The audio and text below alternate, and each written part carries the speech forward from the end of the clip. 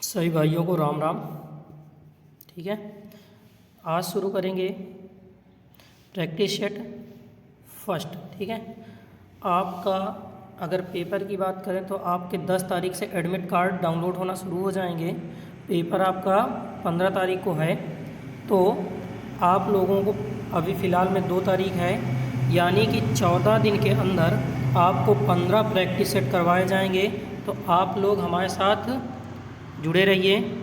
और अगर आपको पीडीएफ की ज़रूरत है इन प्रैक्टिस सेटों को हल करने के लिए, तो आपको पीडीएफ हमारे टेलीग्राम, ठीक है, कहाँ पे, टेलीग्राम चैनल पे आपको मिल जाएंगे। ठीक, तो आप उसे जाकर ज्वाइन भी कर सकते हैं। जो डिस्क्रिप्शन है उस पर लिंक आपको मिल जाएगा। ठीक है, चलिए चलते हैं, अब हल करना जल्दी जल्दी शुरू करते हैं, क्योंकि टाइम वेस्ट नहीं करते हैं। तो पहला है कि आग राज कपूर द्वारा निर्देशित पहली फिल्म थी जिसका सिनेमाघरों में प्रदर्शन 1948 में हुआ था। उस समय किसी ने यह सोचा नहीं था कि यह 23 साल का नौजवान फिल्मी दुनिया पर एक क्रांति लेकर आएगा। इस फिल्म में नए और स्वतंत्र देश के नौजवानों की इच्छा की कहानी है, जो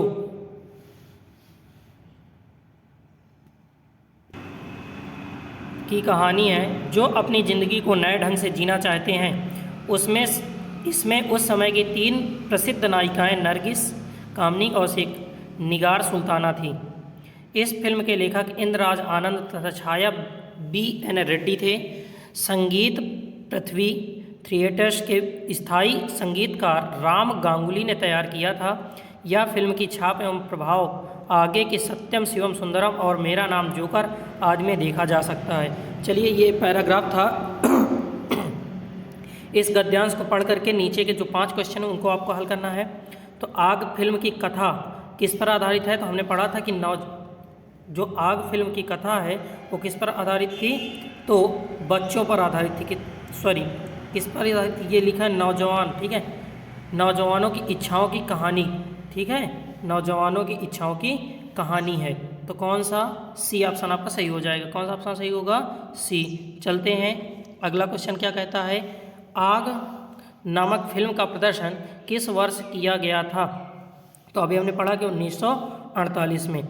इनमें से कौन आग फिल्म की नायिका नहीं है? तो निगार सुल्ताना थी, ठीक है, नरगिस भी थी, कामनी कौशिक भी थी, लेकिन मधुबाला नहीं थी। इस फिल्म का प्रभाव राज कपूर की किस फिल्म से मिलता है? ठीक है, इस फिल्म का प्रभाव राज कपूर की किस फिल्म से मिलता है?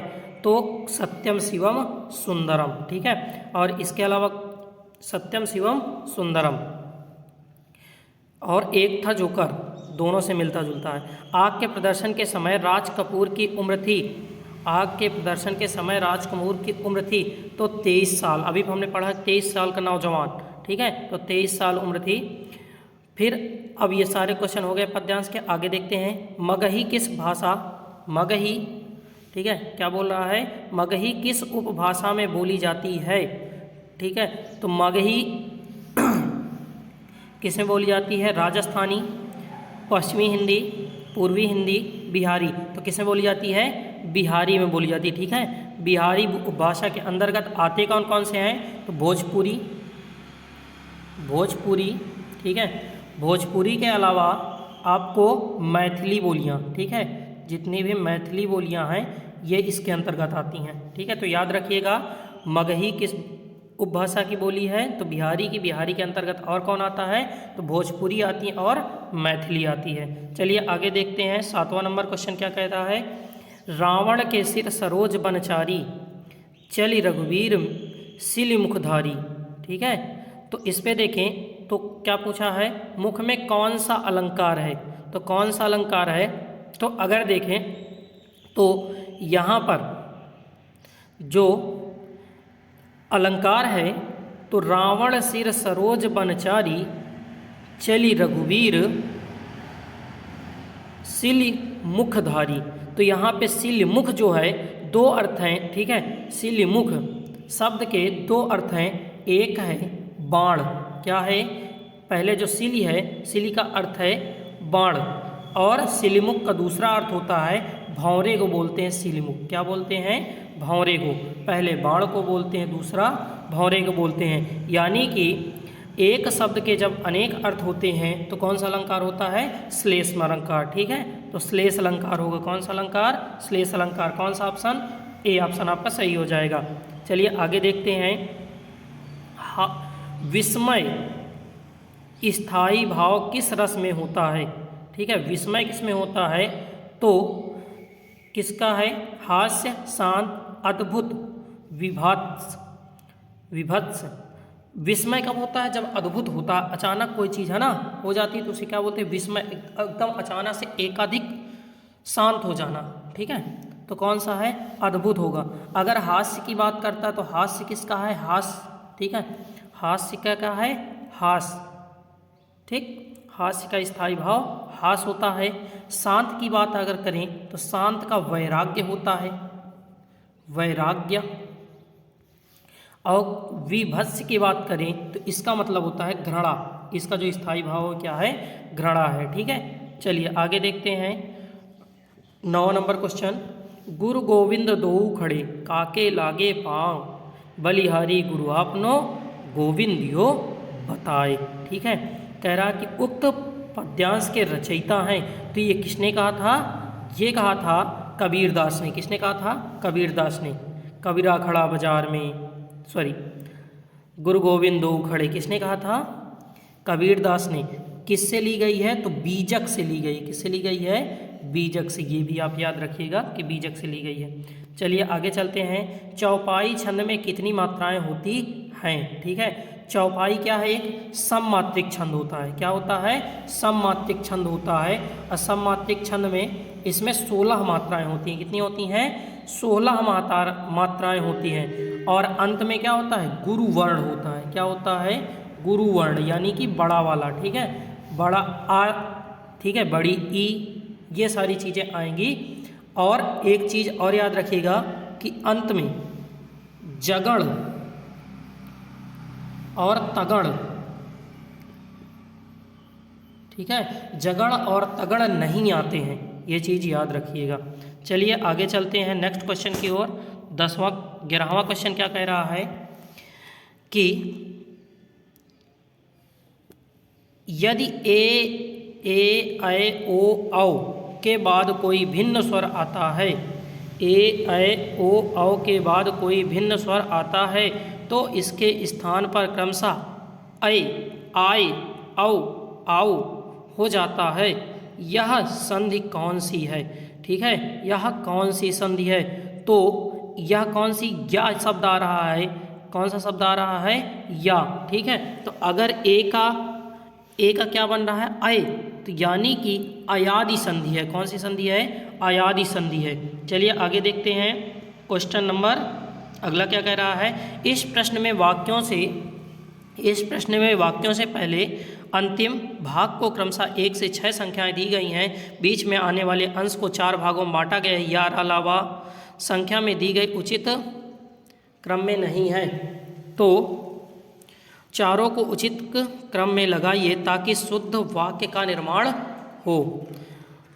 पहला है मजदूरों की बस्ती।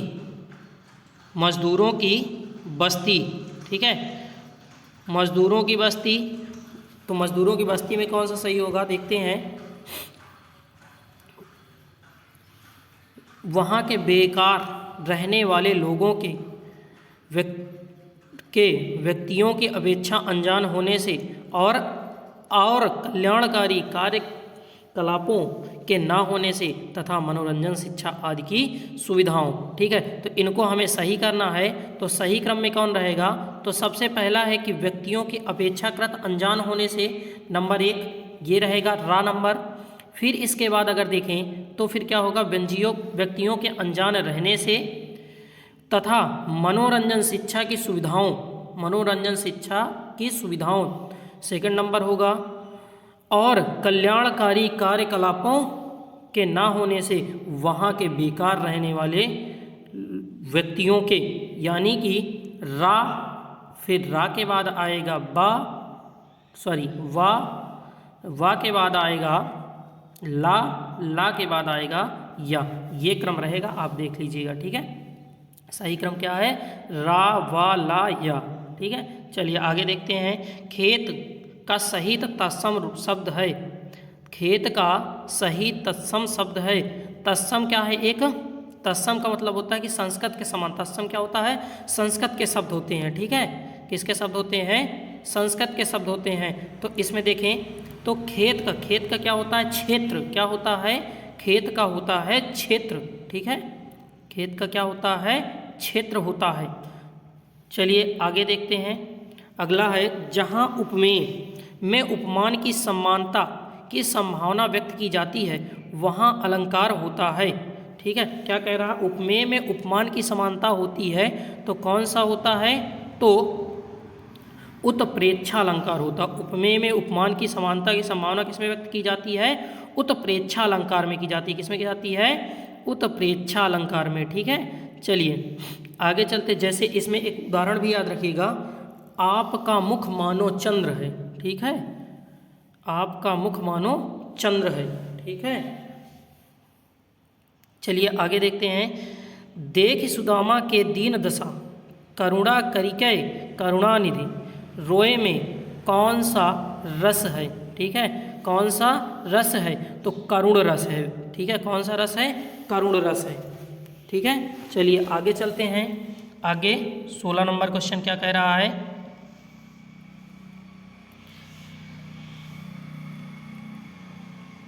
आजन्म आजन्म शब्द में समास है। कौन से शब्द में? आजन्म शब्द में समास है। कौन सा समास है? तो इसमें अव्ययी भाव समास है। कौन सा समास है? अव्ययी भाव। क्योंकि अव्ययी भाव में क्या होता है? प्रथम पद, ठीक है। प्रथम पद अव्ययी तथा प्रधान होता है। जो प्रथम पद होता है वही क्या होता है? प्रधान। आजन्म, जन्म तो है लेकिन आजन्म, आ ने क्या किया? पूरा अर्थ बदल दिया। हर दिन, प्रतिदिन, ठीक है। अनुकूल, प्रतिकूल, यथाशक्ति, ठीक है। तो ये सारे क्या हैं? अव्ययी भाव के समास हैं, ठीक है। अव्ययी भाव समास है। अगला है तल्लीन शब्द में। तल्लीन शब्द में सही उपसर्ग का विच्छेद है, ठीक है। तल्लीन शब्द में सही उपसर्ग का विच्छेद है तो इसका क्या होगा? तत्लीन। क्या होगा?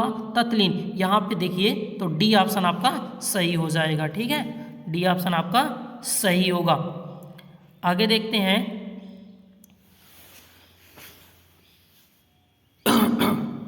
18 नंबर, हंस पत्रिका के संपादक, संस्थापक संपादक थे, ठीक है। तो हमने खूब पढ़ा है कि जो हंस पत्रिका थी उसके संस्थापक और संपादक कौन थे? मुंशी प्रेमचंद। कौन सा? ए ऑप्शन आपका सही हो जाएगा, ठीक है। मुंशी प्रेमचंद। कब प्रकाशित हुई थी ये भी याद रखिएगा, तो 1930 में प्रकाशित हुई थी। कब प्रकाशित हुई थी? 1930 में। कहाँ प्रकाशित हुई थी? बनारस। बनारस। प्रेजेंट टाइम में क्या? वाराणसी। या उस टाइम पे जो वाराणसी थी आज क्या है? बनारस, ठीक है। काशी बनारस, तो वहाँ पर प्रकाशित हुई थी। इसके अलावा अगर निराला जी की बात करें कि निराला जी ने कौन सी पत्रिका का संपादन किया था, तो समन्वय पत्रिका। समन्वय पत्रिका, ठीक है। कब किया था? तो 1922-23, ठीक है। 1922-23 में। कहाँ किया था? तो कलकत्ता। कहाँ किया था? कलकत्ता, ठीक है। याद रखिएगा इनकी समन्वय पत्रिका है निराला जी की, कब हुई थी? 1922-23 में। कहाँ हुई थी? तो कलकत्ता में हुई थी। फिर अगर धर्मवीर भारती जी की बात करें तो इनका क्या था? तो धर्म युग पत्रिका थी, ठीक है। कौन सी पत्रिका थी? धर्म युग पत्रिका थी। कब इन्होंने प्रकाशित की थी? तो 1950 में। कहाँ प्रकाशित की थी? तो मुंबई में। कहाँ प्रकाशित की थी? मुंबई, ठीक है। याद रखिएगा। चलिए आगे देखते हैं अज्ञेय जी के बारे में, ठीक है। अज्ञेय जी, इनका कौन सी थी? तो इनकी थी प्रतीक पत्रिका। कौन सी थी? प्रतीक। कहाँ पर प्रकाशित हुई? 1947 में। कहाँ प्रकाशित हुई थी? तो इलाहाबाद, ठीक है। कहाँ प्रकाशित हुई थी? इलाहाबाद। प्रेजेंट टाइम में इलाहाबाद का क्या नाम है?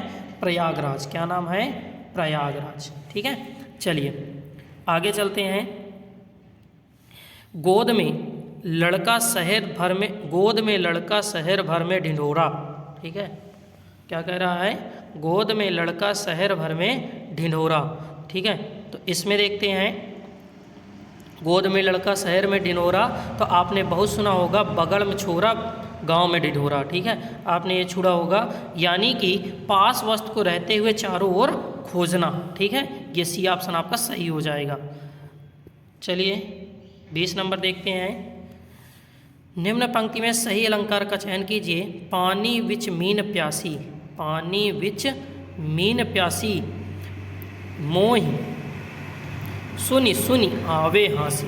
ठीक है, तो इसमें क्या कह रहा है कि पानी विच मीन प्यासी, मोहि सुन सिन आवे हाँसी, यानी कि कार्य ना हो पा जाए। ठीक है, यानी कि यहाँ पे कोई कार्य नहीं हो रहा, वो पानी का प्यासा है लेकिन पा नहीं रहा। ठीक है, पानी के बीच में है, प्यासी है फिर भी, लेकिन ये सुनकर मुझे हंसी आ रही है। तो यानी कि जहाँ पर काम नहीं होता है, ठीक है, काम ना होया जाए, लेकिन कारण के रहते हुए चाहे बात करें चाहे नहीं, यानी कि जैसे इसकी बात किया जा रही है कि पानी में है लेकिन प्यासी है, यानी कि मछली की बात की जा रही है। किसकी बात की जा रही है? मछली की बात की जा रही है। ठीक है, पानी में रहते हुए मछली क्या है? प्यासी है। तो यहाँ पे कौन सा है? विशेषोक्ति। ठीक है, कौन सा है अलंकार? विशेषोक्ति अलंकार है। ठीक, विशेषोक्ति। चलिए आगे चलते हैं। 21 नंबर, 21 नंबर क्या कहता है? तो 21 नंबर क्वेश्चन कह रहा है कि वाक्य के अशुद्ध भाग, त्रुटिपूर्ण भाग का चयन कीजिए। यदि कोई त्रुटि ना हो तो भाग डी को चिन्हित कीजिए। ठीक है, तो इसमें देखें महामहिम राष्ट्रपति लिखा है, फिर दूसरे वाले ऑप्शन पर लिखा है हमारे संस्थान में स्वर्ण जयंती समारोह का फिर उद्घाटन करेगा और कोई त्रुटि नहीं। तो कौन सा ऑप्शन सही होगा? सी ऑप्शन सही हो जाएगा, क्योंकि ये इसमें लिखा है उद्घाटन करेगा, लेकिन अगर कोई सम्मानित व्यक्ति होता है तो उसके लिए हमेशा बहुवचन का प्रयोग किया जाता है। ठीक है, तो ये चीज़ आप याद रखिएगा कि अगर कोई भी सम्मानित व्यक्ति है तो उसके लिए किसका प्रयोग करेंगे? बहुवचन का प्रयोग करेंगे। ठीक है, चलिए आगे कह रहे हैं निम्नलिखित में से कौन सा लुटेरा शब्द में प्रयुक्त प्रत्यय है? ठीक है, लुटेरा शब्द में प्रत्यय कौन सा प्रयुक्त है? तो लुट एरा। ठीक है, यानी कि प्रत्यय जो लगा है वो क्या है? एरा है। कौन सा ऑप्शन? ए ऑप्शन आपका सही हो जाएगा। ठीक है, कौन सा ऑप्शन सही होगा? ए ऑप्शन आपका सही हो जाएगा। ठीक है, और एरा से जो प्रत्यय वाले शब्द हैं कुछ और याद रखिएगा, चितेरा, चितेरा। ठीक है, कौन सा? चितेरा याद रखिएगा। इसके अलावा बटेरा, सपेरा, कैंसेरा। ठीक है, ये सारे क्या हैं? एरा वाले शब्द हैं। तो आगे देखते हैं, रीत्यानुसार शब्द का संधि विच्छेद क्या होगा? रीत्यानुसार शब्द का संधि विच्छेद क्या होगा? तो रीत्यानुसार यानी कि रीति धन अनुसार, क्या होगा? रीति धन अनुसार की बात कर रहा है, तो रीति अनुसार। और यहाँ पे अगर संधि की बात करें, कौन सी संधि है अगर आपसे पूछा जाए, ठीक है, तो यण संधि। कौन सी संधि है? यण संधि। ठीक है, चलिए आगे देखते हैं अगला क्वेश्चन। निम्नलिखित में से हनुमान का पर्यायवाची शब्द नहीं है? राम भक्त, पवन सुत, बजरंग बली, कपीश्वर। तो ए ऑप्शन आपका सही हो जाएगा। राम भक्त हनुमान का पर्यायवाची नहीं है। राम भक्त तो राम के भक्तों को कहा जाता है। ठीक है, लेकिन जो पवन सुत है, बजरंग बली है और कपीश्वर है, ये सब किसके हैं? हनुमान के पर्यायवाची। हनुमान के कुछ पर्यायवाची और याद रखिएगा, जैसे कि महावीर। महावीर भी किसको बोला जाता है? हनुमान जी को। ठीक है, कपीस बोलते हैं। क्या बोलते हैं? कपीस। रामदूत, रामदूत अतुलित बलधामा। ठीक है, तो रामदूत। इसके अलावा मारुति नंदन, मारुति नंदन भी बोलते हैं। ठीक है, मारुति यानी कि वायुपुत्र। ठीक है, तो पवन पुत्र भी बोला जाता है। क्या बोला जाता है? पवन पुत्र। ठीक है, पवन कुमार बोलते हैं। पवन कुमार भी किसका नाम है? हनुमान जी का है। ठीक है, इसके अलावा बजरंग बली, बजरंग बली लिखा ही है तो याद रखिएगा। ये सारे किसके पर्यायवाची हैं? हनुमान जी के। चलते हैं 25वां नंबर क्वेश्चन क्या कहता है? कौन सा वाक्य सही है? बैल और बकरी घास चरती हैं। तो ये तो गलत हो जाए, क्योंकि बैल क्या है? पुल्लिंग है और बकरी क्या है? स्त्रीलिंग। तो बैल के लिए चरती शब्द प्रयोग नहीं किया जाएगा। फिर बैल और बकरी घास चरते हैं, यही ऑप्शन आपका सही हो जाएगा, बी ऑप्शन। ठीक है, आगे देखते हैं 26 नंबर क्वेश्चन। निम्नलिखित में से कौन सा काटना का तत्सम शब्द है? तत्सम यानी कि कौन होता है? संस्कृत का शुद्ध शब्द। ठीक है, संस्कृत भाषा का शुद्ध शब्द क्या कहलाता है? तत्सम कहलाता है। तो काटना, काटना का मतलब होता है कर्तन। ठीक है, जो तत्सम शब्द है क्या है? कर्तन है। कर्तन मीन्स काटना होता है। चलिए आगे देखते हैं, आगे क्या कह रहा है? अव्यवस्थित वाक्य खंडों से क्रमबद्ध वाक्य बनाइए। ठीक है, क्रमबद्ध वाक्य बनाइए और उचित क्रम चुनिए। भारतीय पहला है, दूसरे में क्या लिखा है? बिना हिंसक विरोध के शुरू से ही सहते। पाँचवें में लिखा आर्थिक और सामाजिक न्याय को। छठे में लिखा है चले आए हैं। तो शुरू करेंगे तो शुरू से ही शुरू होगा। ठीक है, यानी कि तीसरा ऑप्शन जो होगा वो पहले आएगा। तो तीसरा ऑप्शन किस ऑप्शन पे है? तो डी पे है पहला। ठीक है, तीसरा है डी पे, तीसरा पहले नंबर पे है, इसलिए डी ऑप्शन आपका सही हो जाएगा। ठीक है, यानी कि शुरू से ही। ठीक है, शुरू से ही, शुरू से ही आर्थिक और सामाजिक न्याय को बिना हिंसक विरोध के भारतीय सहते चले आए हैं। तो ये पूरा वाक्य का शुद्ध क्रम हो जाएगा। आगे देखते हैं कि अवधि शिला का उर पर था गरुभार, तिल तिल तिल काट रही थी द्रग जल धार। कह रहा कि इस उदाहरण में प्रयुक्त छंद। ठीक है, इस उदाहरण में प्रयुक्त छंद, तो इस उदाहरण में कौन सा प्रयुक्त छंद है, इसकी बात की जा रही है। तो आइए देखते हैं। तो अगर देखें तो ये क्या है? बरवे है। क्या है? बरवे। क्यों? क्योंकि बरवे में क्या होता है? एक अर्ध सममात्रिक छंद है। बरवे क्या होता है? एक अर्ध सममात्रिक छंद होता है। ठीक है, जिसके पहले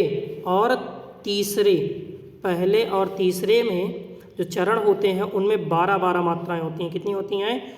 12-12। जबकि दूसरे और चौथे में 7-7 मात्राएं होती हैं। ठीक है, तो याद रखिएगा, जो बरवे होता है, बरवे में क्या होता है? तो पहले और तीसरे चरण में 12-12 मात्राएं और चौथे और दूसरे में 7-7 मात्राएं होती हैं। तो उसे क्या कहते हैं? बरवे। बरवे कैसा है? तो अर्ध सममात्रिक छंद होता है। चलिए आगे देखते हैं। आगे कह रहा है कि परुष शब्द का विलोम है। परुष, परुष का मतलब होता है कठोर, और कठोर का विलोम क्या होता है? कोमल। क्या होता है? कोमल। ठीक है, तो कौन सा ऑप्शन सही होगा? डी ऑप्शन आपका सही हो जाएगा। अगर यहाँ पे सरल की बात करें, बी ऑप्शन जो दिया है सरल लिखा है, सरल का क्या होता है? कठिन होता है। क्या होता है? कठिन। ठीक है, कठिन होता है। फिर इसके बाद पौरुष का होता है अपौरुष। ठीक है, जो ए ऑप्शन है इस पे अपौरुष लिखा है, ये किसका है? पौरुष का है। ठीक है, चलिए आगे देखते हैं। 30 नंबर क्वेश्चन क्या कह रहा है? जिसका जन्म पहले हुआ हो।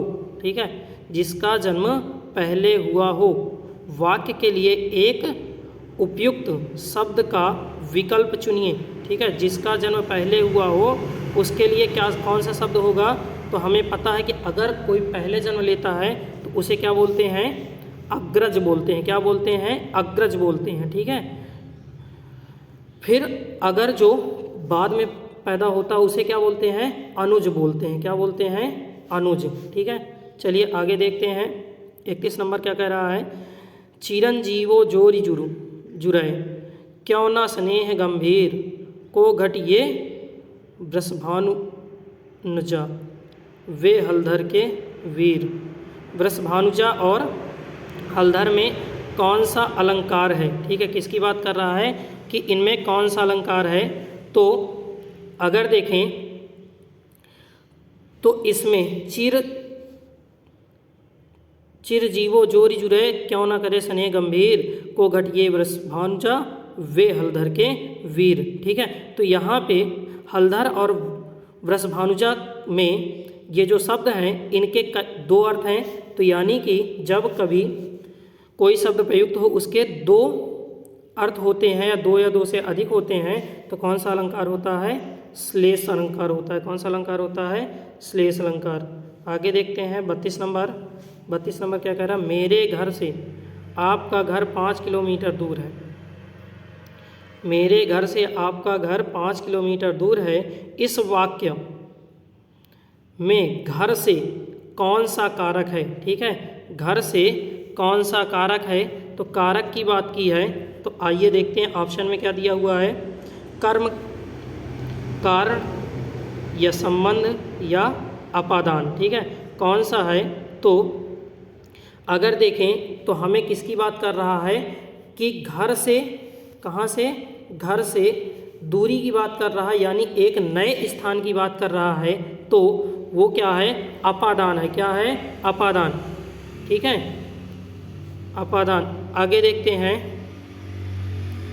वाचस्पति किस समास का समस्त पद है? ठीक है, वाचस्पति किस समास का समस्त पद है? तो किसका है? तो अलुक तत्पुरुष का है। क्या है? अलुक तत्पुरुष का है। ठीक है, अलुक तत्पुरुष का है। आगे देखते हैं, चलिए आगे देखते हैं 34 नंबर। निम्नलिखित में से कौन सा शब्द पुल्लिंग है? ठीक है, निम्नलिखित में से कौन सा शब्द पुल्लिंग है? आय, नहर, लहर, व्यय। ठीक है, तो इस पर देखें तो इसका बी ऑप्शन व्यय सही होगा। व्यय क्या है? एक पुल्लिंग शब्द है। ठीक है, बाकी सब क्या है? आय, नहर और लहर। ठीक है, ये पुल्लिंग शब्द नहीं है। क्यों? इसका रीज़न भी बताते हैं कि जो आय है वो अकारांत शब्द है। कौन सा शब्द है? अकारांत। और अकारांत शब्द क्या होते हैं? पुल्लिंग होते हैं। क्या होते हैं? पुल्लिंग होते हैं। चलो, तो आगे कह रहा है कि निम्नलिखित शब्दों में से एक वचन है। ठीक है, निम्नलिखित शब्दों में से एक वचन है। प्राण, दर्शन, तेल, ओठ। ओठ जोड़े में होते हैं। ठीक है, ओठ क्या होते हैं? जोड़े में होते हैं, इसलिए बहुवचन है। इसके बाद प्राण भी बहुवचन है, दर्शन भी बहुवचन है। तो एक वचन कौन सा है? तेल है। ठीक है, तेल क्या है? एक वचन है। इसके बाद 36 नंबर क्वेश्चन कह रहा है कि विद्याभ्यास का संधि विच्छेद क्या होगा? ठीक है, विद्याभ्यास का संधि विच्छेद क्या होगा? तो पता है कि विद्या धन अभ्यास। क्या होगा? विद्या धन अभ्यास। ठीक है, अगर देखें तो इनमें कौन सा संधि विच्छेद है? तो दीर्घ। ठीक है, कौन सी है? तो दीर्घ संधि है। जैसे आपने इसमें एक और पढ़ा होगा, विद्यालय, विद्या धन आलय, विद्यालय का हो गया। इसके बाद एक होता है रवीश का, रवि धन ईश, यही दीर्घ का है। ठीक है, दीर्घ किसे कहते हैं? तो जब दो समान स्वर मिलते हैं और उनका दीर्घीकरण हो जाता है तो वहाँ पर कौन सी संधि होती है? दीर्घ संधि होती है। कौन सी होती है? दीर्घ संधि। 37 नंबर की बात करें, जय पराजय में कौन सा समास है? जय पराजय में कौन सा समास है? तो इसमें देखिए कौन कौन सा? अव्ययी भाव समास, बहुव्रीहि समास, द्वंद्व समास और द्विगुण समास। ठीक है, तो अगर इसमें बात करें तो कौन सा है? तो इसमें द्वंद्व समास है। कौन सा समास है? द्वंद्व, यानी कि दोनों जो शब्द हैं वो अपने अपने में प्रधान है। ठीक है, जैसे कि माता पिता, माता पिता में भी क्या होता है? द्वंद्व समास है। ठीक है, दोनों पद क्या हैं? प्रधान है। भाई बहन, भाई बहन भी क्या है? द्वंद्व समास रखता है। ठीक है, इसके अलावा गाय बैल, ठीक है, गाय बैल ये भी क्या है? द्वंद्व समास इसके अंतर्गत आता है। ठीक है, राम कृष्ण, बेटा बेटी, ये सारे क्या हैं? द्वंद्व समास के उदाहरण है। ठीक है, अव्ययी भाव समास दिया है तो अव्ययी भाव समास क्या होता है?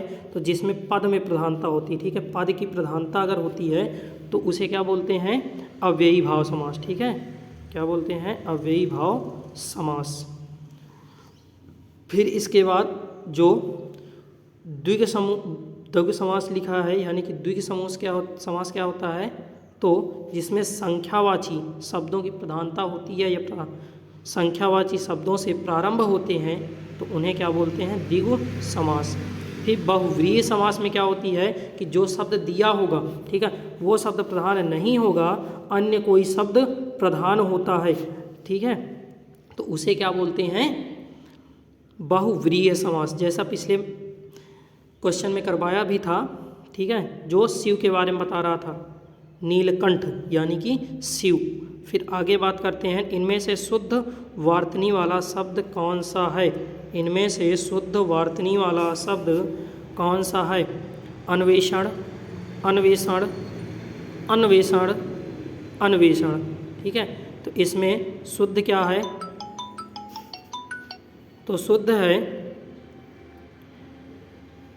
अन्वेषण यानी कि ऑप्शन ए, ठीक है, बाकी में उसमें पूरा ना है, पूरा ना नहीं होगा अन्वेषण में, फिर इसमें खा खटकोण वाला होना चाहिए सी पे, तो सा लगा है, इसमें आधा सा लगा है, ठीक है, सब गलत है, ए ऑप्शन आपका सही है, ठीक है। आगे देखते हैं, अब ये वाला पूरा ख़त्म हो चुका है हिंदी का, अब बचा है जीके, ठीक है, जीके जीएस, ठीक है, सामान्य जानकारी। तो चलिए इसकी बात करते हैं। चलिए देखते हैं, शेखा झील के नाम से एक नया राष्ट्रीय पक्षी विहार का विकास किया जा रहा है, ठीक है, क्या नाम है, शेखा, तो कहाँ पर किया जा रहा है, तो अलीगढ़, ठीक है। अगर आपको याद ना रहे तो एक चीज़ याद रखिएगा कि ऑप्शनों में सबसे ज़्यादा मुस्लिम कहाँ पे रहते हैं, अलीगढ़ में रहते हैं, ठीक है, अलीगढ़ मुस्लिम यूनिवर्सिटी भी वहीं पे है, तो वहीं पर एक ताजे, ठीक है, ताजे झील, पानी के झील के निर्माण की प्रक्रिया चालू है, ठीक है, तो सी ऑप्शन आपका सही होगा। चलिए आगे देखते हैं, उत्तर प्रदेश में निम्नलिखित में से कौन सा वन्य जीव अभयारण्य 1975 में स्थापित किया गया, ठीक है, 1975 में कौन सा स्थापित किया गया, तो सबका आपको बता देते हैं, देख लीजिएगा, किशनपुर, ठीक है, जो किशनपुर वन्य जीव अभयारण्य है वो 1972 में बना था, ठीक है, 1972 में स्थापित किया गया था। फिर इसके बाद कतरनिया घाट, तो कतरनिया घाट 1975 में, तो ये भी ऑप्शन आपका सही होगा। रायपुर की अगर बात करें तो रायपुर में कोई वन्यजीव स्थापित नहीं किया गया है, ठीक है, रायपुर में कोई भी वन्यजीव अभयारण्य नहीं है, वो रानीपुर है, क्या है, रानीपुर, रानीपुर में स्थापित है, जिसकी स्थापना 1977 में हुई थी, कब हुई थी, 1977 में। अगर फिर इसके बाद कानपुर में, कानपुर की बात करें तो कानपुर में नहीं है, ठीक है। एक और है उत्तर प्रदेश में, याद रखिएगा, चंबल में है, कहाँ पे है, चंबल वन्यजीव अभयारण्य, ठीक है, कब स्थापित किया गया था, 1979 में किया गया था, कब किया गया था, 1979 में किया गया था, ठीक है। चलिए आगे देखते हैं कि 41 नंबर क्वेश्चन क्या कह रहा है। 41 नंबर में है, निम्नलिखित प्रकारों की मिट्टी में से किस एक की बुंदेलखंड क्षेत्र में प्रमुखता है, यानी कि बुंदेलखंड में सबसे ज़्यादा कौन सी मिट्टी पाई जाती है, तो अगर इसका सही ऑप्शन देखें तो बुंदेलखंड में काली कपास की मिट्टी पाई जाती है, और मध्य प्रदेश जो है कपास उत्पादन में एकदम टॉप पर है, ठीक है। भारत में कपास उत्पादन के विषय में सबसे आगे कौन है, तो एमपी है, और एमपी में कपास किस मिट्टी में होता है, तो जो काली मिट्टी होती है उसमें कपास की उत्पादकता अधिक होती है, ठीक है। चलिए आगे देखते हैं, तो इसी में अगर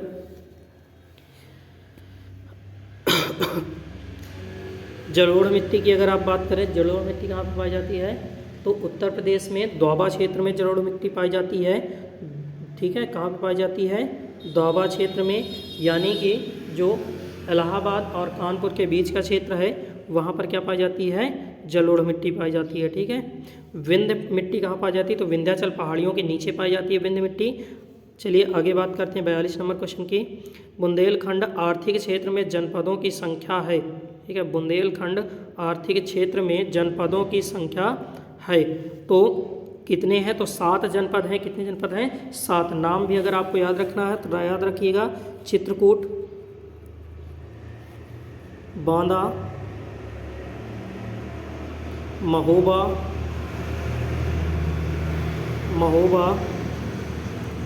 हमीरपुर, जालौन, झांसी, ललितपुर। ठीक है, ये क्या है, बुंदेलखंड। आर्थिक क्षेत्र में जो जनपद हैं उनका नाम है चित्रकूट, बांदा, महोबा, हमीरपुर, जालौन, झांसी और ललितपुर। ठीक है, टोटल कितने ज़िले हैं, 7 ज़िले को बुंदेलखंड आर्थिक क्षेत्र में बांटा गया है। ठीक है, वहाँ पर सरकार द्वारा अलग से फंड भेजा जाता है विकास कार्य के लिए। फिर आगे उत्तर प्रदेश दिवस किस तिथि को मनाया जाता है। ठीक है, उत्तर प्रदेश दिवस किस तिथि को मनाया जाता है, तो प्रतिवर्ष 24 जनवरी को उत्तर प्रदेश दिवस मनाया जाता है। ठीक है, प्रतिवर्ष 24 जनवरी को उत्तर प्रदेश दिवस मनाया जाता है। और इसे कब से शुरू किया गया था, तो इसे पहली बार 2018 में, ठीक है, कब, 2018 में पहली बार मनाया गया था। ठीक, दूसरी बात, अगर यूनाइटेड प्रोविंस जो संयुक्त प्रांत था इसका नाम बदलकर उत्तर प्रदेश हुआ था, तो कब हुआ था, तो 1950 में इसका नाम उत्तर प्रदेश हुआ था। ठीक है, किसका नाम, जो अपना उत्तर प्रदेश है इसका नाम 1950 में रखा गया था। 2018 में पहली बार 24 जनवरी को उत्तर प्रदेश दिवस मनाया गया था। तो कौन सा ऑप्शन, सी ऑप्शन आपका सही हो जाएगा।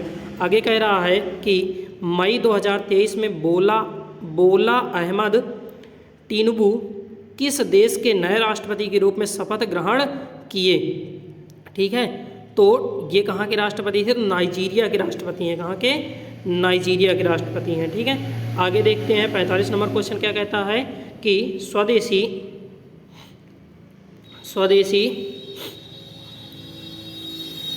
रूप से विकसित भारी वजनी टारमीडो का समुद्र के भीतर सफल परीक्षण किया गया, इस टारपीडो का नाम है, तो उस टारपीडो का नाम क्या था, तो वरुणास्त्र रखा गया था। क्या रखा गया था, वरुणास्त्र रखा गया था। ठीक है, कब किया गया था, तो इस परीक्षण को भी याद रखिएगा, 6 जून 2023 में ये परीक्षण किया गया था। कब किया गया था, 6 जून 2023 में। ठीक है, और इसका नाम क्या था, वरुणास्त्र रखा गया था। ठीक है, चलिए, इसका एक चीज़ और पूछा करता है कि इसका विकास कहाँ पे हुआ, कहाँ पे विकसित हुई, तो NSTL, ठीक है, नौसेना विज्ञान और तकनीकी प्रयोगशाला। ठीक है, ये क्या है, एक टारपीडो है, क्या, एंटी सबमरीन टारपीडो है। क्या है, anti submarine torpedo, submarine torpedo. ठीक है, एंटी सबमरीन टारपीडो है। चलिए आगे देखते हैं 46 नंबर क्वेश्चन क्या कह रहा है। जून 2023 में मुख्यमंत्री योगी आदित्यनाथ ने प्रधानमंत्री स्वनिधि योजना के 3 वर्ष पूर्ण होने के अवसर पर कहाँ स्वनिधि महोत्सव का शुभारंभ किया था। ठीक है, तो ये कौन सा है, तो गोरखपुर में किया था। कहाँ पे किया था, गोरखपुर में। ठीक है, और अगर इसकी बात करें कि स्वनिधि योजना किसको दी जाती है, तो रेहली पट्टी वालों को दी जाती है। उनके ऋण की जो प्रक्रिया होती है, ठीक है, रेहली पट्टी में रहने वाले लोग, यानी कि जो फुटपाथों पर सोते हैं, तो उनको ऋण दिया जाता है जिससे कि वो अपने घर को बनाकर वहाँ रह सकें। कब शुरुआत हुई थी, ठीक है, तो 3 साल पहले 2023 में उसका 3 साल हुआ, यानी कि 2020 में इसकी शुरुआत हुई थी। ये कार्यक्रम कब हुआ था, तो 5 जून 2023 को हुआ था। कब हुआ था, 5 जून 2023 को हुआ था। चलिए आगे देखते हैं। भारत में वैदिक सभ्यता किस नदी के किनारे विकसित हुई थी। ठीक है, भारत में वैदिक सभ्यता किस नदी के किनारे विकसित हुई थी, तो वैदिक सभ्यता की बात करें तो कहाँ विकसित हुई थी, सिंधु घाटी में हुई थी। कहाँ पे हुई थी, सिंधु घाटी सभ्यता। ठीक है, सिंधु घाटी में ही बहुत सारे प्रमाण मिले हैं कि मूर्तियाँ, यानी कि भगवान शिव की वहाँ पर पूजा होती थी। जो शिवलिंग है, शिवलिंग के बहुत सारे प्रतीक वहाँ पर स्थित मिले हैं। ठीक है, तो कौन सी नदी थी, तो सिंधु नदी थी। लेकिन वहाँ पर अगर देखें तो प्रेजेंट टाइम पर तो कोई नदी नहीं है, लेकिन पहले थी सरस्वती नदी। कौन सी थी, सरस्वती नदी थी। ठीक है, तो यानी कि जो वैदिक सभ्यता का विकास है वो कहाँ पर हुआ था? सरस्वती नदी। कौन सा ऑप्शन? डी ऑप्शन सही हो जाएगा। कब विकसित हुई? तो इसके बारे में अगर कहा जाए तो जो प्रमाण है उनके आधार पर कहा जाता है कि 500 ईसा पूर्व से 600 ईसा पूर्व, ठीक है, 600 ईसा पूर्व के बीच में विकसित हुई थी, ठीक है। जो ऋग्वेद है हमारा, ऋग्वेद में सरस्वती नदी को अग्रवती या नदियों की माता, वाणी, प्रार्थना, कविता की देवी और बुद्धि तीव्र करने वाली और संगीत की प्रेरणादायी भी कहते हैं। तो ये सारे शब्द याद रखिएगा कि जो सरस्वती नदी है उसे हम क्या बोलते हैं? अग्रवती भी बोलते हैं, ठीक है। क्या बोलते हैं? अग्रवती। इसके अलावा नदियों की माता, ठीक है, नदियों की माता भी कहा जाता है, तथा प्रार्थना और कविता की देवी भी कहा जाता है, बुद्धि को तेज करने वाली कहा जाता है, संगीत की प्रेरणादायी कहा जाता है। तो ये सारे शब्द याद रखिएगा, ठीक है। और अगर फिलहाल की बात करें कि जो सरस्वती नदी है वो कहाँ है, तो विलुप्त हो चुकी है, ठीक है। कहाँ विलुप्त हो चुकी है? तो राजस्थान के रेगिस्तान में वो विलुप्त हो चुकी है, ठीक है। प्रेजेंट टाइम में सरस्वती नदी दिखाई नहीं देती है, लेकिन कुछ लोग बोलते हैं कि संगम में अभी फ़िलहाल में एक धारा उनकी दिखाई देती है जो गंगा और यमुना के साथ मिलती है। चलिए आगे देखते हैं 48 नंबर क्वेश्चन। मलिक इख्तियार उद दीन अल्तुनिया ने रजिया सुल्तान को निम्नलिखित में से किस किले में कैद किया था, ठीक है। तो किस किले में कैद किया था? तो बंडिरा किला मुबारक में कैद किया था, ठीक है। चलिए, और इसका एक और याद रखिएगा कि रजिया सुल्तान प्रथम महिला थी, ठीक है, महिला शासक थी। तो इस चीज़ को आप याद रखिएगा। रजिया का जो शासनकाल था वो कब तक था? तो 1236 ईस्वी, 1236 ईस्वी से 1240, ठीक है, 1236 से 1240 ईस्वी तक रजिया सुल्तान का कार्यकाल था, शासनकाल था, ठीक है। और ये किसकी पुत्री थी? तो इल्तुतमिश की पुत्री थी। किसकी पुत्री थी? इल्तुतमिश की। जब इल्तुतमिश की मृत्यु हो गई थी तो उसके बाद इसे गद्दी पर बैठाया गया था। चलिए आगे देखते हैं 49 नंबर क्वेश्चन क्या कह रहा है? मध्यकालीन सूफी परंपरा के संदर्भ में वली शब्द का क्या अर्थ है, ठीक है। वली शब्द का क्या अर्थ है? तो वली शब्द सूफी परंपरा में कहा जाता है संत को। किसे बोलते हैं? संत को, ठीक है।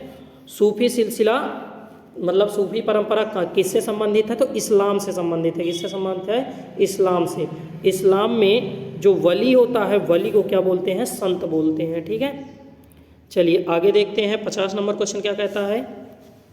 निम्नलिखित में से कौन सा कथन कांग्रेस के कराची सत्र 1931 के संदर्भ में सही है, ठीक है। तो 1931 के संदर्भ में क्या सही है? ऑप्शन है गांधी इरविन संधि की पुष्टि होती है। महात्मा गांधी की अधिवेशन की अध्यक्षता की थी, ठीक है। फिर इसके बाद भारत छोड़ो प्रस्ताव पारित हुआ था। इस आयोजन के खिलाफत आंदोलन प्रारंभ किया गया था। तो कौन सा ऑप्शन आपका सही होगा? ए ऑप्शन आपका सही हो जाएगा। गांधी इरविन संधि की पुष्टि हुई थी। चलिए आगे देखते हैं 51 नंबर क्वेश्चन। 51 नंबर क्वेश्चन कह रहा है स्वराज पार्टी की स्थापना किसके द्वारा की गई, ठीक है। स्वराज पार्टी की स्थापना किसके द्वारा की गई? तो भीमराव अम्बेडकर, सरदार वल्लभ भाई पटेल, नहीं, मोतीलाल नेहरू और चित्तरंजन दास, यस, ठीक है। बी ऑप्शन आपका सही होगा। जो स्वराज पार्टी थी उसकी स्थापना पंडित मोतीलाल नेहरू और देशबंधु चित्तरंजन दास ने किया था, ठीक है। कब किया था? तो 1 जनवरी 1923 में, ठीक है। और अगर इसकी बात करें कि प्रथम अधिवेशन कहाँ पे हुआ था, तो इलाहाबाद में हुआ था। कहाँ पे हुआ था? इलाहाबाद। प्रेजेंट टाइम में इलाहाबाद का नाम क्या है? प्रयागराज। और जो इसके अध्यक्ष थे वे थे चित्तरंजन दास। कौन थे?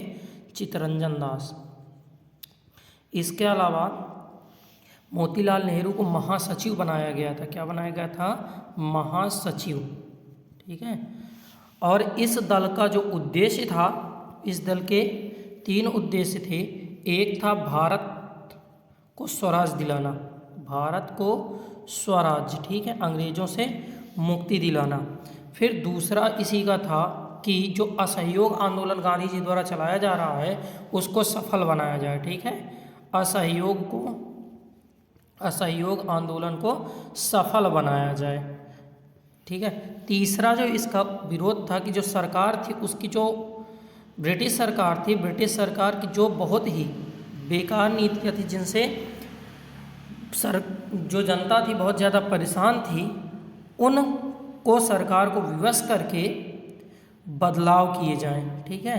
तो ये 3 उद्देश्य थे उसके: भारत को स्वराज्य दिलाना, असहयोग आंदोलन को सफल बनाना तथा सरकार के जो कड़े कानून हैं उनका विरोध करके उनमें बदलाव करना या उन्हें ख़त्म करना विवश करके।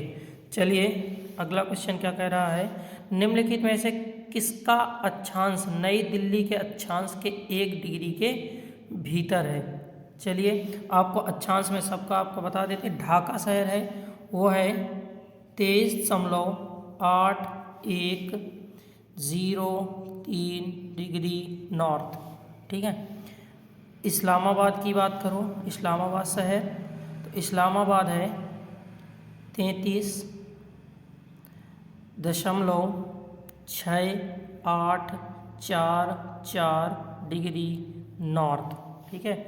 अगर एवरेस्ट की बात करें आप, एवरेस्ट का है 27.9881 डिग्री नॉर्थ। ठीक है। अमरनाथ गुफा की अगर आप बात करें तो अमरनाथ गुफा का है 34.2157 डिग्री नॉर्थ। ठीक है। हमसे पूछा कि इसका गया है दिल्ली के बारे में, तो दिल्ली का है 28.7041 डिग्री नॉर्थ। अब आपके पास ये दिल्ली वाला है, किसका है? दिल्ली का। तो आप देख लीजिए कौन सा आपका नज़दीक पड़ रहा है। तो अगर हम देखें तो इसके नज़दीक कौन है? एवरेस्ट है। ठीक है। ये 28 है, ये 27 है। ठीक है। बाकी ये 23 बहुत पीछे चला गया, 33 बहुत आगे, 34 बहुत आगे चला गया। ठीक है। तो कौन सा ऑप्शन आपका सही होगा? सी ऑप्शन आपका सही हो जाएगा। ठीक है। चलिए आगे चलते हैं। 53 नंबर क्वेश्चन क्या कहता है, निम्नलिखित युग्मों में से कौन सा युग्म पहाड़ी दर्रों के संदर्भ में सही है? ठीक है। तो कौन सा सही है? रोहताक सिक्किम नहीं, रोहताक जो है वो है हिमाचल में। कहाँ है? रोहताक है हिमाचल। ठीक है। ये तो गलत हो गया। फिर है लिप लेक उत्तराखंड, ये सही है, लिप लेक उत्तराखंड, यही ऑप्शन आपका सही होगा। बोमडिला हिमाचल में नहीं है, अरुणाचल में है, अरुणाचल प्रदेश। फिर नाथुला दर्रा सिक्किम में है। ठीक है। जो नाथुला है वो कहाँ पर है? सिक्किम में है। चलिए आगे चलते हैं। क्वेश्चन नंबर 54, निम्नलिखित में से कौन से राज्य की अष्टमुंडी झील स्थित है? ठीक है। कौन से राज्य में अष्टमुंडी झील स्थित है? तो कहाँ पर स्थित है? केरल में स्थित है। केरल आपका सही होगा। अब इसके बाद आंध्र प्रदेश है, तो आंध्र प्रदेश में कौन सी झील है? तो याद रखिएगा आंध्र प्रदेश में है कोलेरू। ठीक है। आंध्र प्रदेश में कोलेरू झील है। फिर इसके बाद नीचे लिखा है महाराष्ट्र में लोनार है, लोनार। ठीक है। कहाँ है? लोनार है। ठीक है। चलिए आगे देखते हैं। झील कहते किसे हैं? तो झील याद रखिएगा कि तालाब ही होता है, लेकिन बहता हुआ पानी क्या होता है? झील होता है। ठीक है। चलिए आगे देखते हैं। 56 नंबर क्वेश्चन क्या कह रहा है, 55 नंबर। इनमें से कौन सा बांध एक प्रकार का अस्थायी बांध है जिसे विशिष्ट क्षेत्र से पानी को बाहर करने के लिए बनाया जाता है? डिब्रेसिन, कॉफर, डिस्टेंस, एम्पाउंडिंग। ठीक है, तो कौन सा है? काफर एक अस्थायी क्षेत्र होता है। अगर जहाँ पर काफ़ी बड़े क्षेत्र में निर्माण कार्य अगर करना होता है तो उसे जल रहित बनाना पड़ता है, तो उसे क्या किया जाता है? हटाया जाता है। पिलर ढालने के लिए जैसे नदियों वगैरह में पुल बनाए जाते हैं तो पिलर ढाले जाते हैं, तो पिलर ढालने के लिए एक अस्थायी बांध बनाया जाता है जिसे काफर बोलते हैं। क्या बोलते हैं? काफर। ठीक है, वहाँ से पानी को हटाया जाता है। अगला 56 नंबर, भारत के संविधान में भाग 8 से संबंधित है। ठीक है, भारत के संविधान में भाग 8 से संबंधित है। तो भाग 8 से कौन सा संबंधित है? राज्य, नगर पालिकाओं, केंद्र शासित प्रदेशों, पंचायतों। तो पंचायतों। ठीक है, पंचायतों किससे संबंधित है? पंचायत संविधान का भाग 8वें से है। किससे है? संविधान के भाग 8वें से है। ठीक है, चलिए आगे देखते हैं। क्वेश्चन नंबर 57 क्या कहता है आपका? भारत के संविधान के अनुच्छेद में कहा गया, भारत के संविधान के अनुच्छेद में कहा गया कि सामाजिक, शैक्षणिक और सामाजिक, ठीक है, शैक्षणिक और सामाजिक, शैक्षणिक पिछड़े वर्गों के लिए एक आयोग होगा जिसे राष्ट्रीय पिछड़ा वर्ग आयोग के रूप में जाना जाएगा। ठीक है, तो कौन सा ऑप्शन सही होगा? इसमें भी आपका 57 नंबर डी ऑप्शन सही होगा। कौन सा ऑप्शन सही होगा? डी ऑप्शन आपका सही होगा।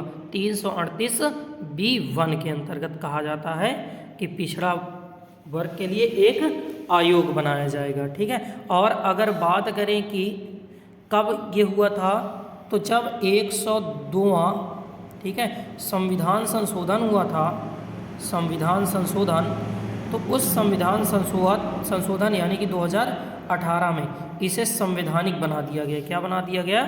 संवैधानिक दर्जा दिया गया है। ठीक है, इसके पहले संवैधानिक दर्जा नहीं था। फिर लोकसभा की बहस किस भाषा में मुद्रित होती है? लोकसभा की भाषा किस बात, तो हमें पता है कि जब लोकसभा में बहस होती है तो हिंदी और अंग्रेजी दोनों भाषाओं में होती है, क्योंकि बहुत सारे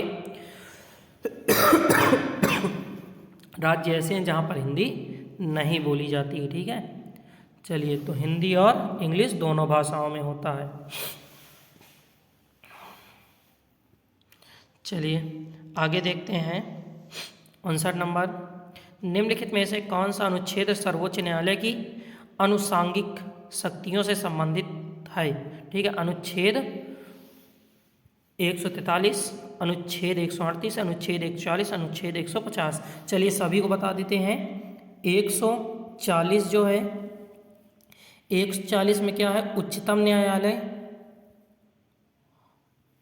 उच्चतम न्यायालय, न्यायालय की अनुषांगिक शक्ति है। ठीक है, की अनुषांगिक शक्ति है, यानी कि जो इसका ऑप्शन सही होगा कौन होगा? बी होगा। आगे देख लेते हैं। 143 भी लिखा है, तो 143 के बाद भी कर लेते हैं।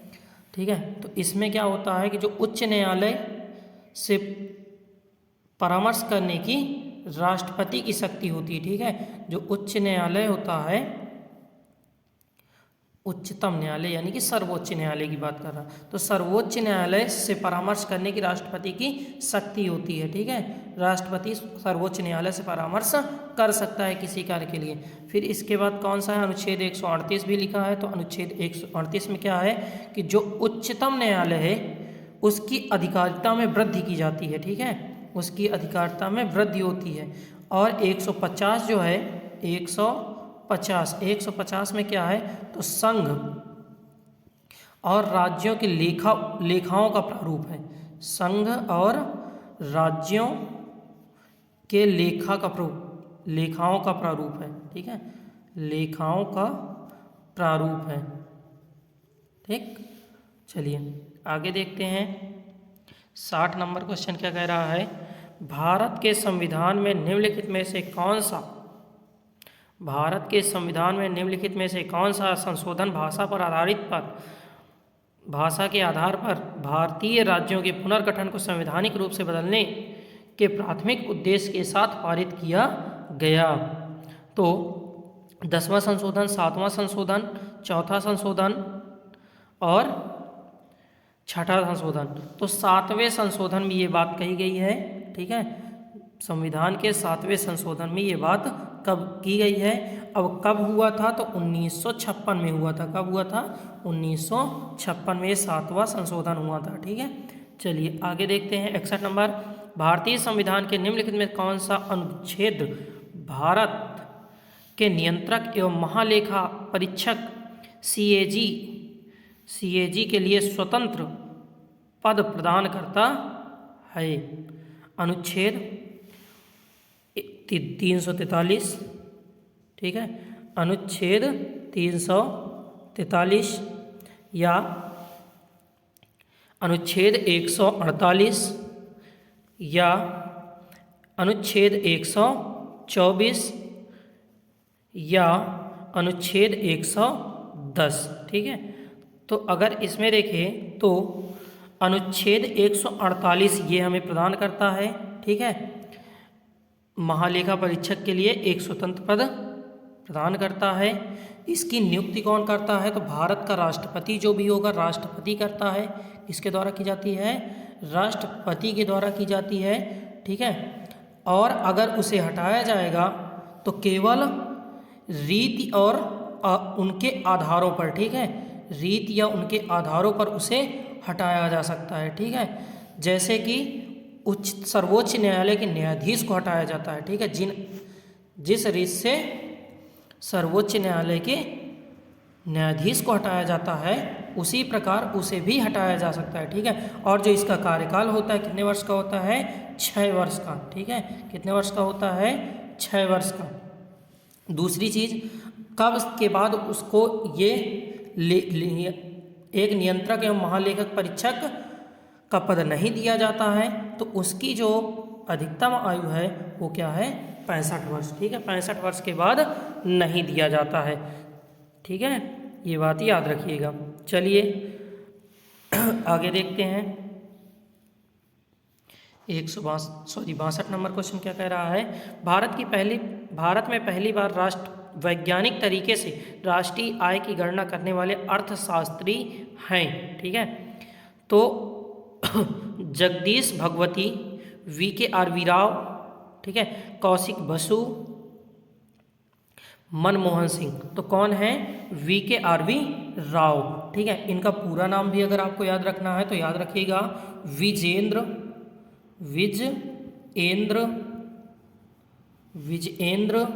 कस्तूरी रंगा वरदराज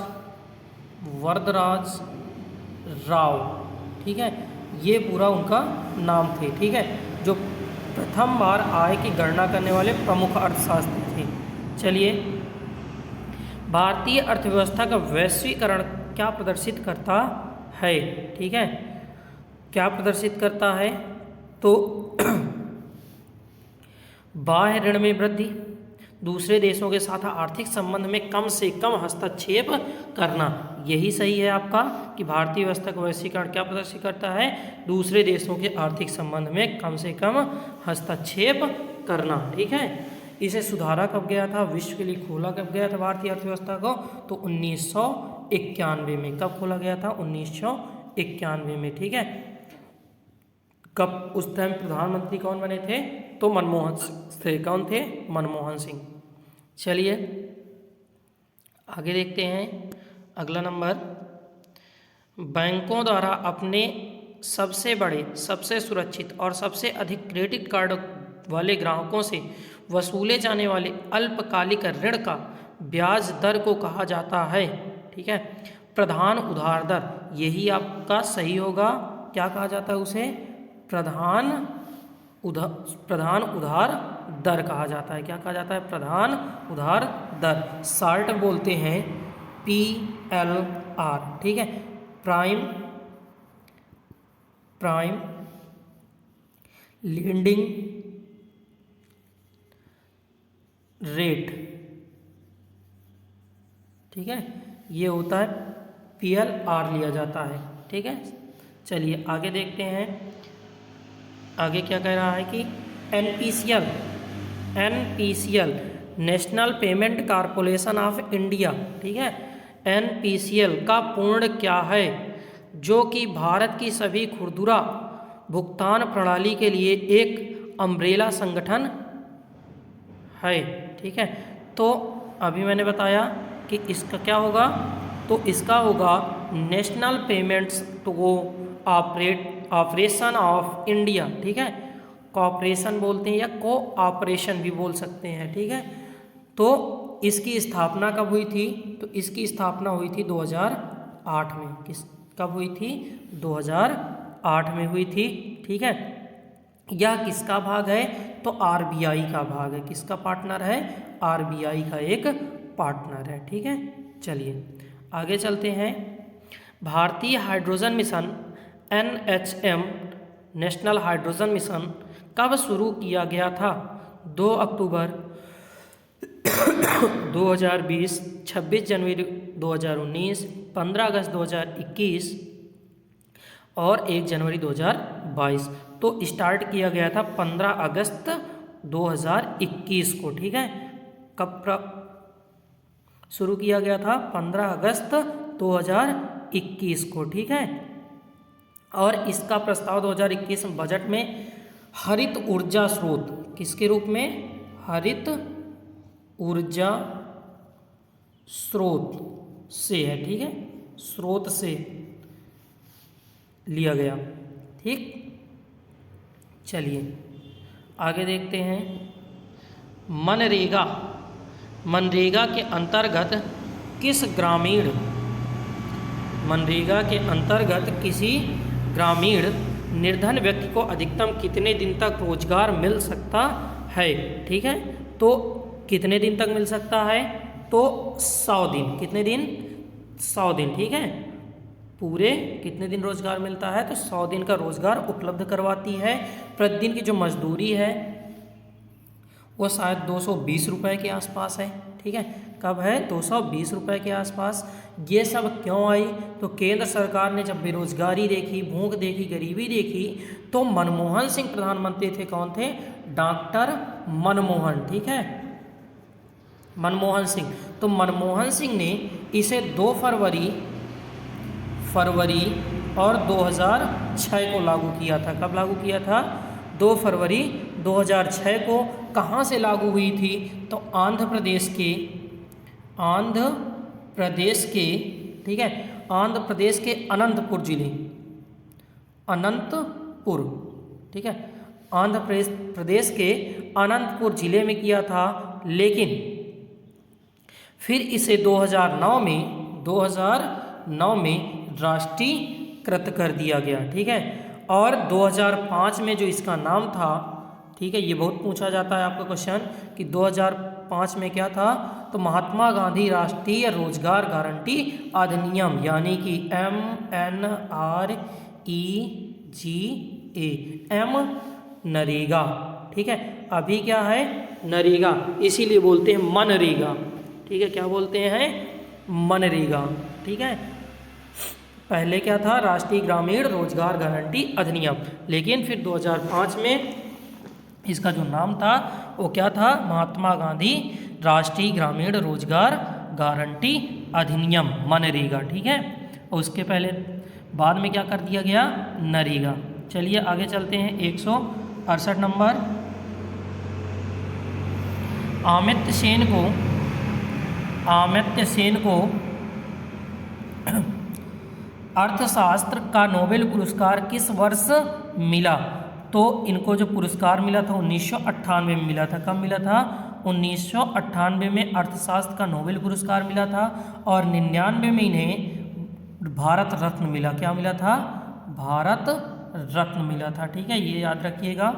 98 में उन्हें नोबेल पुरस्कार मिला अर्थशास्त्र के क्षेत्र में अमर्त्य सेन को, ठीक है। दूसरा 1999 में उन्हें भारत रत्न मिला था। क्या मिला था? भारत रत्न। चलिए आगे देखते हैं, अगला क्वेश्चन क्या कह रहा है। जवाहरलाल नेहरू पुरस्कार किस लिए दिया जाता है? ठीक है, तो जवाहरलाल नेहरू पुरस्कार अंतर्राष्ट्रीय समझदारी के लिए दिया जाता है। किसके लिए जाता है? अंतर्राष्ट्रीय समझदारी के लिए दिया जाता है, ठीक है। और ये किसके लिए दिया गया था? तो सबसे पहले जो थे तो म्यांमार के राजनयिक थे यू थॉन्ट, ठीक है। इन्हें 1965 में दिया गया था। कब दिया गया था? 1965 में। यहीं से इसकी शुरुआत हुई थी। चलिए आगे देखते हैं। ओलंपिक रिंग पहली बार सार्वजनिक रूप से में प्रस्तुत किए गए तो 1913 में प्रस्तुत किए गए थे। कब प्रस्तुत किए गए थे? 1913 में, ठीक है।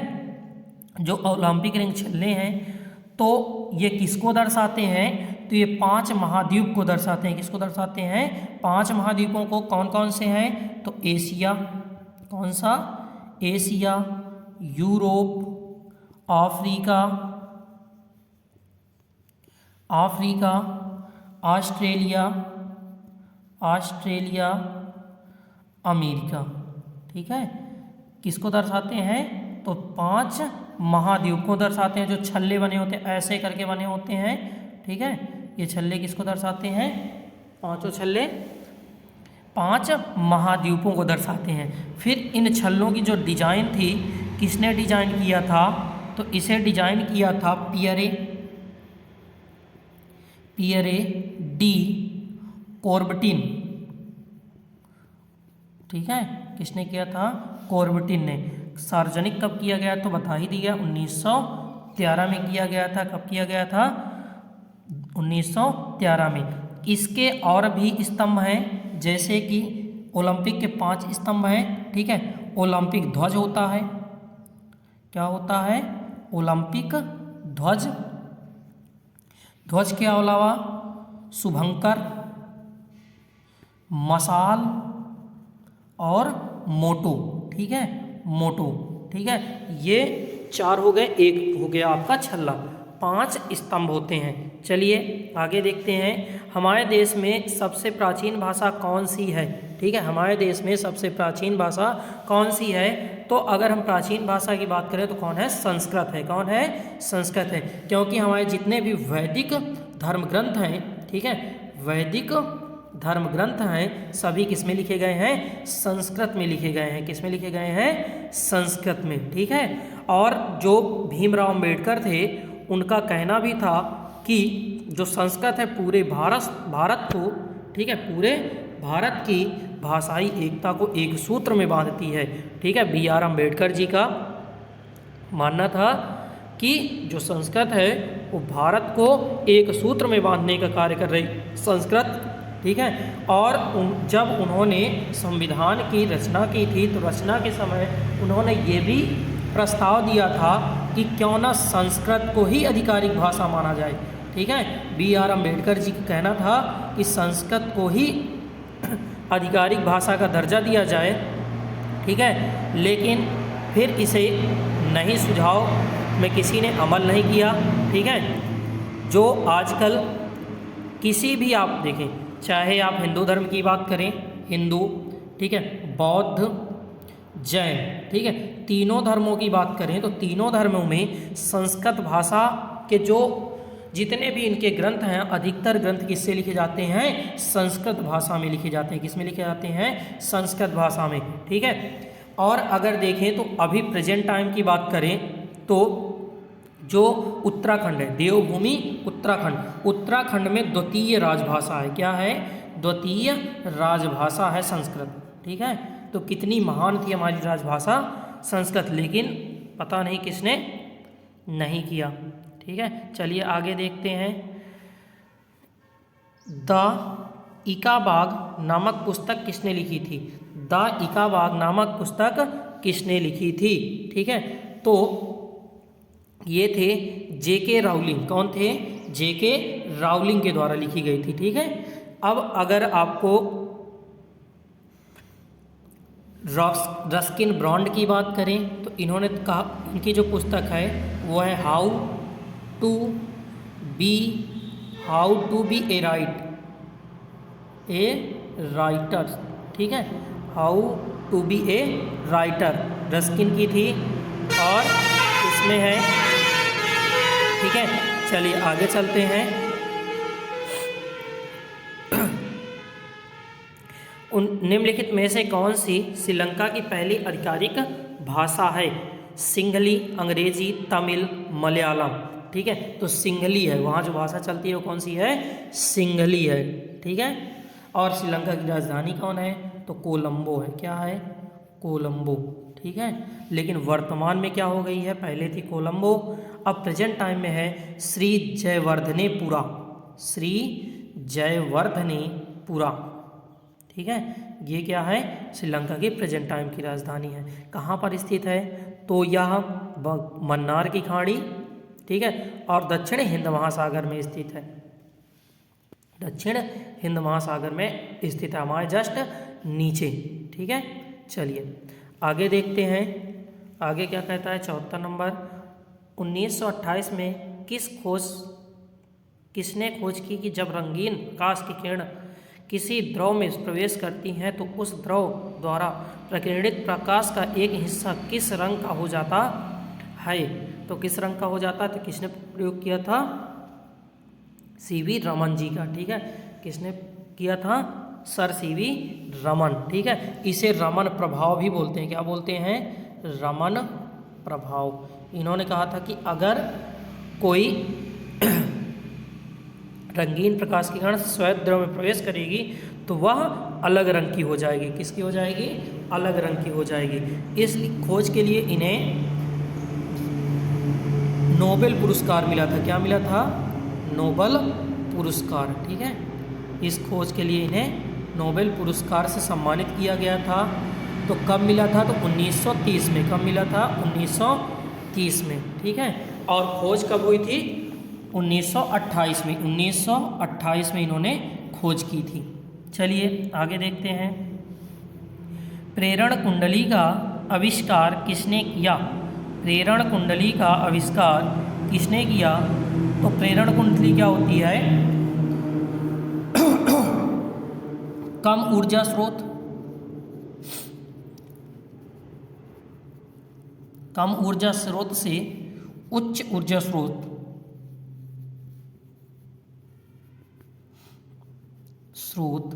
ठीक है, उच्च ऊर्जा स्रोत प्राप्त करने की एक युक्ति होती है, यानी कि यंत्र होता है, ठीक है।